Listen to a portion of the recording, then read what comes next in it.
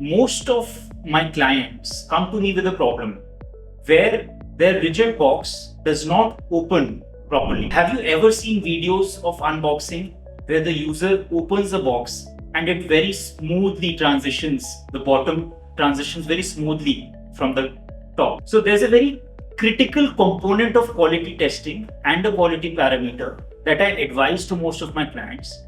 They need to implement in their checklist and also inform to their packaging supplier for the same. This is known as a drop test, where suppose if you have a mobile phone box, you keep the mobile phone in the bottom of the box, in the tray, and if you pick up the box, how many seconds is it taking for the bottom to fall off, and how smoothly is it falling off? So this is a typical component that will allow the packaging manufacturer to define the friction between the top and the bottom, the thickness of the bottom, and the paper used to enhance the unboxing experience.